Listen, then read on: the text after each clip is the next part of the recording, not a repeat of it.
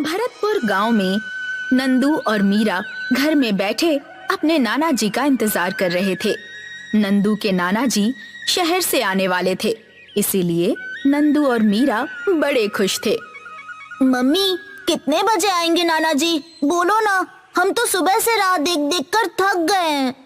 हाँ मम्मी, हम तो थक गए। नाना जी आएंगे तो बहुत सारे चॉकलेट्स और खिलौने लाएंगे। मेरे लिए बढ़िया बढ़िया कपड़े और गुड़िया भी लाएंगे, है ना मम्मी? अरे हाँ हाँ, थोड़ा सब्र रखो, नाना जी आएंगे तो उनसे ही पूछ लेना लाए हैं या नहीं। ये बातें हो ही रही थी कि नाना जी की आवाज सबको सुनाई दी। बच्चों, लो मैं आ गया। नाना जी, आपने तो आने में देर कर दी। हम कब से आपकी राह देख रहे थे। अरे बेटा, मेरी बस लेट हो गई ना, इसीलिए देर हुई, नहीं तो जल्दी आ जाता। नाना जी अपने साथ नंदू और मीरा को अपने दोस्त जमींदार हरिराम के घर ले गए। वहाँ देखा तो वो एक किसान को डांट रहा था। देखो भाई, मैंने तुमसे कहा था कि 3 महीने के बाद उधार लिए हुए पैसे दे देना, लेकिन तुमने तो दिए ही नहीं। तुम्हारी जमीन छीनने के अलावा अब मेरे पास कोई चारा नहीं है। मालिक, आप मुझसे मेरी जमीन मत छीनिए, मैं आपके पैसे दे दूंगा।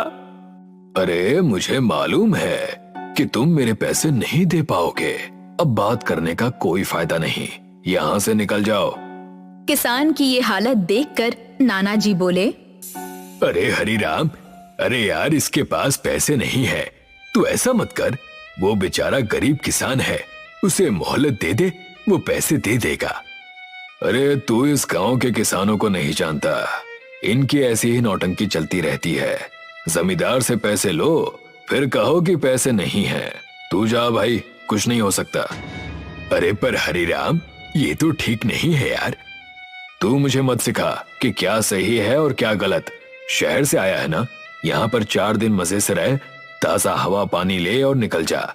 मैं यहाँ पर समाज सेवा करने नहीं बैठा, मुझे पैसे कमाने हैं। नाना जी को हरिराम की बातें बुरी तो लगी, लेकिन नाना जी ने कुछ नहीं कहा और वहाँ से चल दिए। दूसरे दिन नाना जी अपने नाती और नातिन के साथ बाहर घूमने निकले तो उन्हें एक बूढ़ा भिखारी मिला।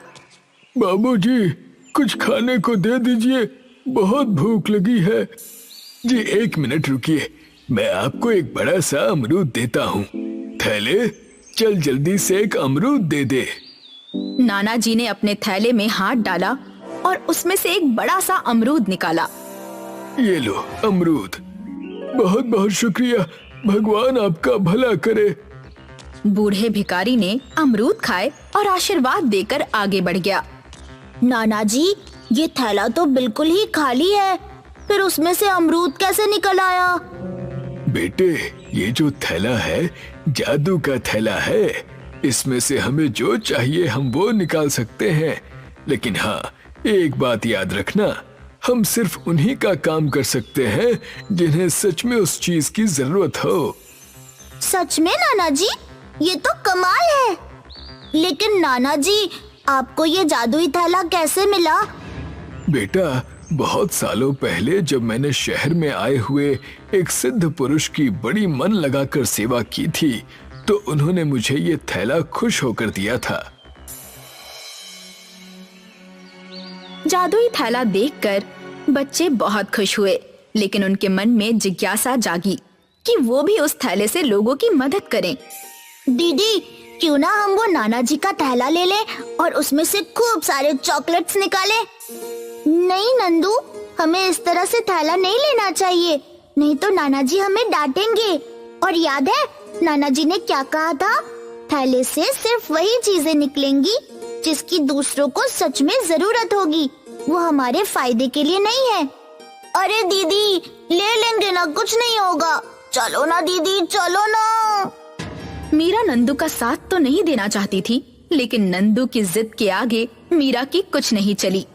नंदू और मीरा ने नाना जी के कमरे में घुसकर चारों ओर देखा, थैला उन्हें दिख गया। बच्चों ने थैला चुरा लिया। चलो ना दीदी, यहाँ पर कोई नहीं है, चलो थैले से चॉकलेट्स निकाल कर देखते हैं। देखो तो निकलता है क्या? थैले, मुझे चॉकलेट्स दे दे। नंदू ने जब थैले में हाथ डाला तब उसके हाथ में कुछ न आया। देखा ना, कुछ नहीं आया। दादाजी ने कहा था ना कि अपने फायदे के लिए कुछ नहीं मिल सकता इस थैले से, और इससे हम सिर्फ जरूरतमंद का ही फायदा कर सकते हैं। चल जाकर अब नाना जी के कमरे में इस थैले को रख देते हैं। अरे नहीं दीदी, इसका जादू देखे बगैर मैं इसे नहीं रखूंगा। ठीक है, एक काम करते हैं, कल जो नाना जी ने उस भिखारी को अमरूद दिए थे ना, उसके पास चलते हैं। हाँ चलो। दोनों भाई बहन बूढ़े भिखारी के पास आए। बाबा, हम तुम्हारी मदद करना चाहते हैं। अरे बेटा, तुम बच्चे भला मेरे लिए क्या करोगे? बाबा, मांग कर तो देखिए। ठीक है बेटा, मुझे कुछ मीठा खिला दो, बड़ी भूख लगी है। मीरा ने थैले से कहा। थैले, बाबा को भूख लगी है, उनको लड्डू खिला दे। मीरा ने थैले में हाथ डाला तो थैले से लड्डू का डिब्बा निकला।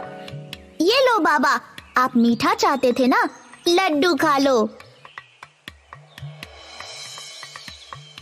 बूढ़े ने लड्डू खाए और बच्चों को खूब आशीर्वाद दिए। ये सारा मंजर दूर से हरिराम देख रहा था। अरे वाह, तो एकनाथ के पास वो थैला है जिसके बारे में मैं सुनता आ रहा था। अगर ये थैला मुझे मिल गया तो मेरी चांदी ही चांदी है। मैं तो इस देश का ही क्या, दुनिया का सबसे अमीर आदमी बन जाऊंगा। लेकिन सबसे पहले उस थैले को मुझे अपने कब्जे में लेना होगा। हरिराम आगे बढ़ा। नंदू और मीरा को आवाज देने लगा। अरे नंदू, मीरा। अरे हरिराम नाना जी, आप। अरे बच्चों, तुम लोग मेरे घर के पास आकर वापस कहाँ जा रहे हो? बाजार आए थे क्या? नहीं नहीं, वो तो हम भिखारी को अपने जादू। मीरा ने बीच में टोक दिया। वो हम ये थैला फट गया था ना, तो इसे सिलवाने इस तरफ आए थे। अपने हरिराम नाना जी के घर के पास आए और ऐसे ही जा रहे हो? नहीं, मैं ऐसे नहीं जाने दूंगा। घर चलो। नहीं नहीं, हमें देर हो जाएगी। अरे एकनाथ से मैं बात कर लूंगा, वो मम्मी से बात कर लेगा, चिंता मत करो। हरिराम के मनाने पर नंदू और मीरा हरिराम के घर गए। हरिराम की बीवी ने बच्चों के खाने में नींद की दवाई मिला दी। खाना खाकर बच्चे हरिराम के घर पर ही सो गए। सुनिए जी, ये बच्चे तो अब सो गए। हाँ, अब मैं इनका ये जादुई थैला ले लेता हूँ। आखिर इसके लिए ही तो सब कुछ किया है। बच्चे जब देर शाम नींद से जागे तो परेशान हो गए। अरे नंदू, लगता है शाम हो गई, हम तो यहीं खाकर सो गए थे। दीदी जल्दी घर चलो, नहीं तो मम्मी बहुत डांटेंगी। तभी वहाँ हरिराम आया। अरे कोई नहीं डांटेगा, कह देना कि हरिराम नाना जी के घर खाना खाकर सो गए थे। अभी तुम घर जाओ। जी नाना जी, लेकिन हमारे साथ थैला था, वो दिखाई नहीं दे रहा। थैला? नहीं तो तुम्हारे हाथ में तो कुछ भी नहीं था। तुम ऐसे ही आए थे, खाना खाया और यहाँ पर सो गए। अब तुम लोग जल्दी से घर जाओ, नहीं तो मम्मी डांटेगी। हरिराम ने नंदू और मीरा को घर भेजा। दीदी, क्या अब मम्मी हमें मारेंगी? उन्हें तो हम समझा देंगे कि हम हरिराम नाना जी के घर पर थे, लेकिन उस जादुई थैले के बारे में नाना जी से क्या कहेंगे? मुझे लगता है हरिराम नाना जी के घर जाते हुए वो रास्ते में कहीं गिर गया। दीदी, अगर हमने सच बता दिया तो मम्मी जरूर मारेंगी। हाँ सही कहा, एक काम करते हैं, हम थैले के बारे में किसी को कुछ नहीं कहेंगे, समझे? जी दीदी, समझ गया, हम जल्दी घर चलते हैं। वहीं दूसरी तरफ हरिराम थैला मिलने से काफी खुश था। सुनो भाग्यवान, आज से हम अमीर हो गए। नहीं, बहुत अमीर हो गए। उस एकनाथ के पास ये थैला था, लेकिन उसने अपने लिए कुछ भी नहीं बनाया, ना ही अपने लोगों का भला किया। अब देखो इसका कमाल। ए जादुई थैले, मुझे जल्द से जल्द बहुत सारे सोने के सिक्के दे दे। ये कहकर हरिराम ने थैले में हाथ डाला। उसके हाथ कुछ ना लगा। अजी, इसमें तो कुछ ना निकला। लगता है थैले ने ठीक से सुना नहीं। एक मिनट, मैं फिर से प्रयास करता हूँ। थैले, मुझे बहुत सारे सोने के सिक्के दे दे। हरिराम ने फिर से थैले में हाथ डाला, लेकिन इस बार भी उसके हाथ कुछ न लगा। अरे कुछ नहीं हुआ, लगता है ये थैला जादुई है ही नहीं। आप भी बच्चों के चक्कर में पड़कर ना जाने क्या क्या करते हैं। जाइए फेंक आइए इसे। तुम पागल हो गई हो, ये जादुई है। जाओ जाकर अपनी तिजोरी से सोने चांदी के सिक्के लेकर आओ। हरिराम ने कहा तो बीवी ने सोने और चांदी के सिक्के लाए। हे जादुई थैले, हमारे इन सिक्कों को 2 गुना कर दे। इतना कहकर हरिराम ने उसके सोने और चांदी के सिक्के थैले में डाले। वो सिक्के गायब हो गए। ये देखकर हरिराम डर गया। हे भगवान, क्या हो गया? मैं तो बर्बाद हो गया। ये थैला तो मेरे सिक्के खा गया। हम तो बर्बाद हो गए। इस थैले ने हमारे सिक्के खा लिए। एकनाथ जी के घर जाओ, उन्हें ये थैला दे दो और अपने सिक्के लेकर आओ। हरिराम नाना जी के घर आया। आओ हरिराम, तुम्हारा ही इंतजार हो रहा था।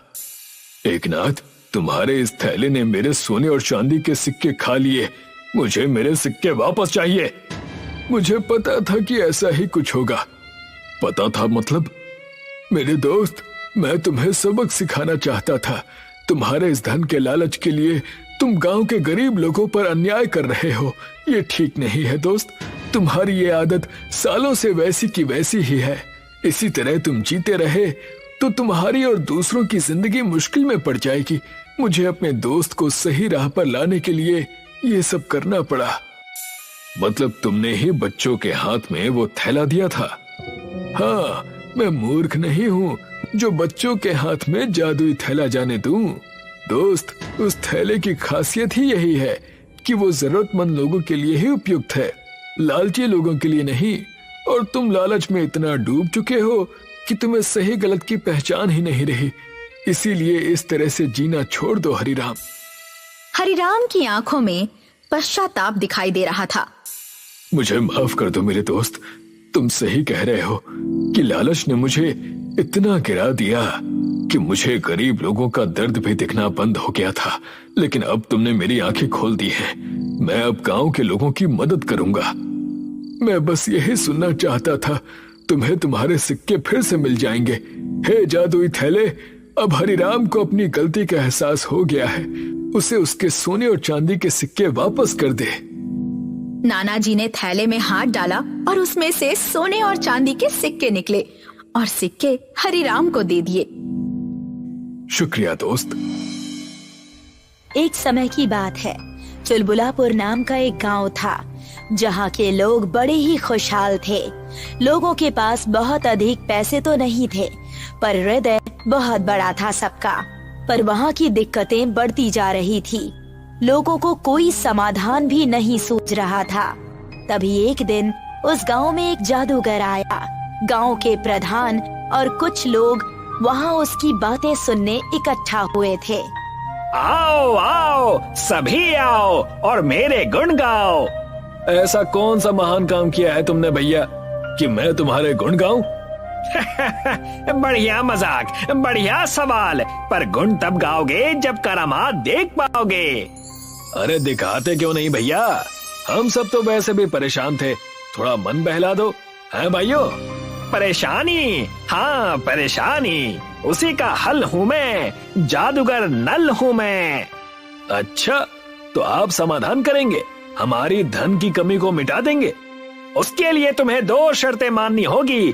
पहली ये कि उतना ही धन लोगे जितने की आवश्यकता है, और दूसरा कि यदि लालच करके अधिक धन लोगे तो बराबरी का भुगतान करोगे। जी नल जी, हम वैसा ही करेंगे जैसा आप कहेंगे। ठीक है, किस्मत की चक्की। गुफा में जाओगे, चक्की चलाओगे तो खूब धन पाओगे। लालच करके अधिक चलाओगे तो लालच की चक्की के जाल में फंस जाओगे। चलो सब लोग चक्की चलाने गुफा की तरफ चलते हैं। धन्यवाद जादूगर नल जी। जाओ जाओ, खूब धन पाओ। सब गांव वाले गुफा की तरफ चले जाते हैं और जादूगर अकेला खड़ा होकर वहां हंस रहा था। फंस गए, लालच की चक्की में धंस गए। प्रधान रामू, ललित और रंभा गांव के बाहर वाले गुफा में पहुंचते हैं। और वो वहाँ पर उस चक्की को देखते हैं। अरे प्रधान जी, ये जादूगर तो सच कह रहा था। हाँ, अब हमारा गांव और भी खुशहाल हो जाएगा। मेहनत तो हम सब करते ही हैं। अगर कभी ज्यादा जरूरत पड़ी तो हम सब इस चक्की की मदद ले लेंगे। और जैसा जादूगर ने कहा, हम लालच में आकर इसका ज्यादा इस्तेमाल नहीं करेंगे। तुम तीनों की बातें एकदम सही हैं। अभी की दिक्कत मिटाने के लिए एक एक बार चलाते हैं और इससे जो धन निकलेगा उसे हम गांव ले जाएंगे। जी प्रधान जी। चारों जन एक एक करके चक्की को चलाते हैं और उसमें से सोना निकलने लगता है। इसमें तो सच में जादू है, सोना ही सोना है इसमें। इतना पर्याप्त है हमारे लिए। अब 1 साल के लिए इससे अधिक धन की आवश्यकता नहीं होगी। हाँ प्रधान जी, बाकी धन हम अपनी मेहनत से कमा लेंगे। अब सब चलो यहाँ से, ये धन हम गांव के काम में लगाएंगे। चारों लोग गांव की तरफ लौट जाते हैं। अगले दिन गांव में एक पंचायत बिठाई जाती है। जैसा कि आप सब जानते हैं, कल जादूगर नल आया था। जादूगर नल ने जैसा कहा था, बिल्कुल वैसी ही चक्की हमें उस गुफा में मिली, जिसे घुमाने पर खूब सारा धन निकला। जी प्रधान जी, पर आप किस विषय पर जोर देना चाहते हैं हमें समझ नहीं आ रहा। इन सब चीजों के बारे में तो हम सब पहले से ही जानते हैं।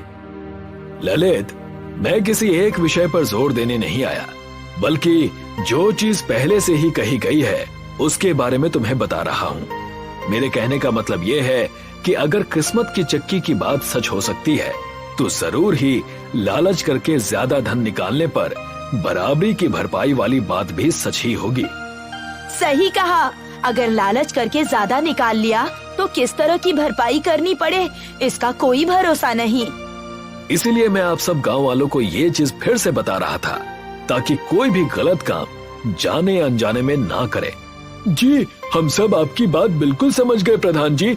ज्यादा लालच कर दिया तो ये वरदान श्राप में बदल सकता है। हाँ, बस इसीलिए मैंने ये पंचायत बुलाई थी। और दूसरी बात ये कि अब से जब भी चक्की चलानी होगी तो मैं, रामू, ललित और रंभा वहां जाया करेंगे, ताकि कोई तकरार ना हो लोगों में और लालच में आकर कोई फंस ना जाए। कुछ महीने बीत गए और जो भी धन चक्की से निकला था वो समाप्त हो गया। लोगों ने प्रधान से आग्रह किया और चारों जन फिर से चक्की के पास चले गए।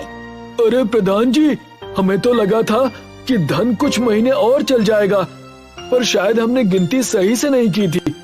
हाँ, इस बार थोड़ा अधिक निकाल लेते हैं ताकि बार बार यहाँ ना आना पड़े। हाँ, तुम लोग ये ठीक कह रहे हो। अगर ये बात है तो अच्छा है, लेकिन अगर लोग मेहनत से छुटकारा पाने लगेंगे और उस वजह से ये धन जल्दी समाप्त होने लगेगा तो काफी दिक्कतें आ सकती हैं। तब भी ललित, इतनी छोटी सी बात पर कोई दिक्कत नहीं होगी। आखिर उस जादूगर नल ने हमारी समस्या हल करने के लिए ही ये किया था ना। तो अगर मेहनत कम होगी तो सबको आराम मिलेगा, तो वो भी तो समस्या का हल ही है ना। हाँ, रामू सही कह रहा है। अगर मेहनत थोड़ी कम होगी तो अच्छा ही है। पर्याप्त धन निकाल ले, फिर हम सब चलते हैं। चारों ने चक्की चलाई और वहाँ से गांव की तरफ चले गए। गांव में फिर धन पहुँचा और इस बार पिछली बार से अधिक मात्रा में, पर समाप्त होने में उसे मानो बस क्षण भर ही लगा हो। इस बार धन 1 महीने में ही समाप्त हो गया। फिर पंचायत बुलाई गई और उन लोगों में एक युवक रकुल भी था। हम लोगों ने इस बार पिछली बार से अधिक मात्रा में धन प्राप्त किया था उस चक्की से, तो ये कैसे हो रहा है? आप इन गांव वालों से पूछिए, आखिर मात्र 1 महीने में इतना धन खत्म कैसे हो गया? मेहनत की इच्छा ही मर गई है जैसे सब में। पर ठीक ही है ना, अगर मेहनत कम करनी पड़े तो बस उतना ही धन लगेगा जितना हम सबको संतुष्ट कर दे और हम सब और धन के पीछे ना जाएं। रंभा, तुम्हारी बात सही है, पर अभी बस हमने उस चक्की का इस्तेमाल करना शुरू ही किया है और इतनी जल्दी मेहनत से मुंह मोड़ लेना अच्छा नहीं है।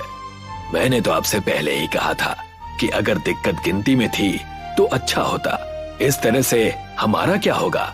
हम सब लालच की चक्की के जाल में फंस जाएंगे। वो किस्मत की चक्की है ललित, थोड़ा सोच कर बोलो, लोगों को भड़काओ मत।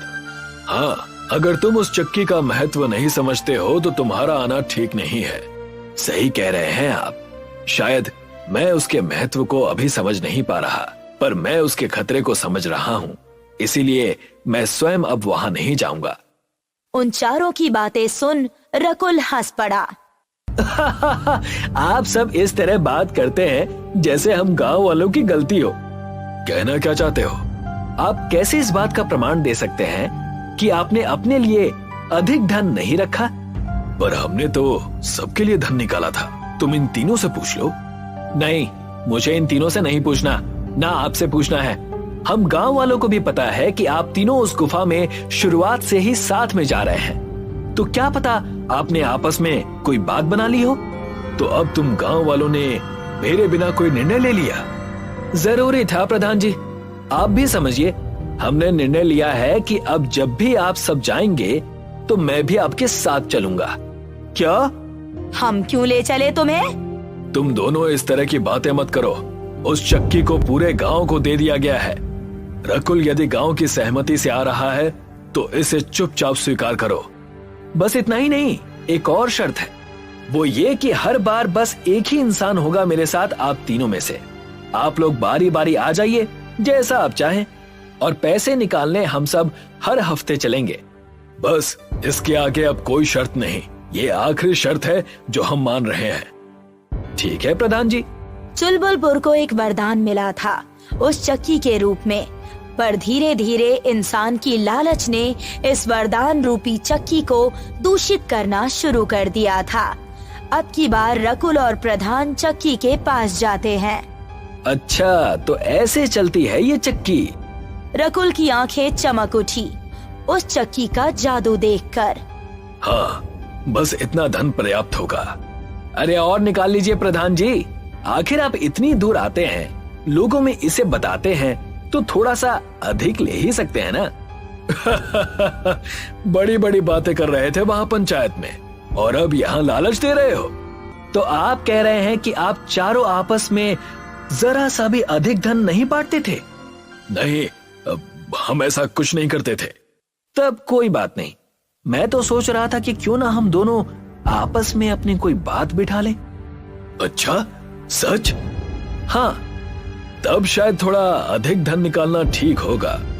प्रधान ने थोड़ी चक्की और चलाई और रकुल को कुछ धन दिया और अपने पास कुछ रखा। ऐसे ही रकुल ने रामू और रंभा के साथ भी किया, और अब वो चारों इस चीज में मिल गए थे। गांव की हालत सुधर रही थी, पर लालच की सीमाएं इतनी पार हो चुकी थी कि अब प्रतिदिन ही उस चक्की का इस्तेमाल हो रहा था। आप सभी लोग ये क्या कर रहे हैं? चुप रहो।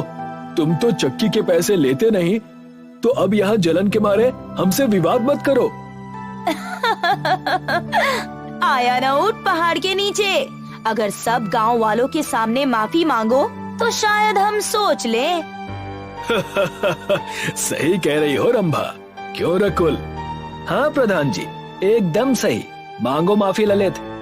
मुझे चक्की का कुछ नहीं चाहिए। मैं अपनी मेहनत से संतुष्ट हूँ। मुझे अपना वो गांव याद है जहाँ लोगों के हृदय की सीमा नहीं थी। अब तो आप सबकी सोच भी सीमित हो चुकी है। अगर ऐसा ही चलता रहा तो ठीक नहीं होगा आप सबके साथ। इसीलिए आप सबको आगाह करने आया था। अब मैं जा रहा हूँ। बस ध्यान रखिएगा कि उस चक्की के साथ आप खुद ना पिस जाएं। ये कहकर ललित वहाँ से चला गया। बाकी लोगों ने ललित की हंसी उड़ाई और आपस में फिर दूसरी बातों में लग गए। तो रकुल, अब तो गांव में कोई दिक्कत नहीं है हमसे किसी को? नहीं प्रधान जी, अब तो सब ठीक है। लोगों की मेहनत भी कम हो गई है। क्यों गांव वालों? वहाँ जो गांव वाले खड़े थे वो खुश नहीं लग रहे थे, बल्कि क्रोध में दिखाई दे रहे थे। अरे ऐसे क्या देख रहे हो? अब तो सब ठीक है ना? सब ठीक है? क्या ठीक है? तुम चारों के घर हम सबसे बड़े हैं। इतना ही नहीं, तुम्हारे पास जो भी ऐशो आराम की चीजें हैं वो हम सबसे अधिक मूल्यवान हैं। रकुल भी तुम सबके साथ मिल गया है। हम सब गांव वालों ने ये निर्णय लिया है कि चक्की किसी एक की नहीं है। हम सबका जब मन होगा तब हम उसे चलाएंगे। अच्छा, अब तक कोई दिक्कत नहीं थी और अब ये सब करने लगे तुम लोग। मैंने इस गांव के लिए कितना कुछ किया है और अब थोड़े से धन के लिए मुझे धोखा दे रहे हो। इन सब से बात करना ही बेकार है प्रधान जी। हम भी अब से बिना रोक टोक के चक्की चलाएंगे। आए बड़े, देखते हैं क्या करेंगे। चलो गुफा की ओर प्रधान जी। अब लोगों में फूट पड़ गई थी। गांव के सब लोग चक्की चलाने के लिए दौड़ने लगे। रामू, पकड़ चक्की को। सब लोग आपस में खींचातानी करने लगे। तभी अचानक वो चक्की बड़ी हो गई और लोगों को चुंबक की तरह अपनी ओर खींचने लगी। बचाओ! छोड़ दो हमें, छोड़ दो हमें। सभी के सभी उस बड़ी सी चक्की से चिपक गए और चिल्ला रहे थे। तभी अचानक वो जादूगर वहाँ आता है। जादूगर नल है मेरा नाम, गाओ मेरा गुणगान। ये सब तुम्हारी गलती है, हमें छोड़ दो वरना तुम्हारे साथ ठीक नहीं होगा। क्या करेगा मेरा? पहले चक्की से जान तो छुड़ा ले तेरा। पहले ही कहा था जितना पर्याप्त है उतना धन निकालोगे तो गांव को पावन पाओगे, और जो लालच कर ज्यादा निकालोगे तो बराबर का भुगतान भी करोगे। क्या? तो हम सब ऐसे ही चिपके रहेंगे? अब ऐसे ही चिपके रहो, अपने ही लालच दे लिपटे रहो। बहुत पसंद थी ना ये चक्की, तो अब दूर मत भागो और इससे जमे रहो। नहीं, हमें यहाँ से छुड़ा लो, हमें इससे चिपके नहीं रहना। गांव वालों, अब ये चक्की तुम सब आजीवन घुमाओगे। गांव के लोग उस चक्की से छूट जाते हैं, पर जैसे कोई शक्ति उन्हें मजबूर कर रही हो, वो सब मिलकर बड़ी चक्की को घुमाने लगते हैं। क्या गांव वाले जादूगर के जाल में फंसे या चक्की के जादू में? क्या उनकी इस दशा का कारण उनका लालच था या ये तीनों चीजें आपस में जुड़ी थी? बात जो भी थी, पर अब गांव वालों का जीवन उनकी लालच ने समाप्त कर दिया और ललित के अलावा सभी गांव वाले लालच की चक्की में पिस गए।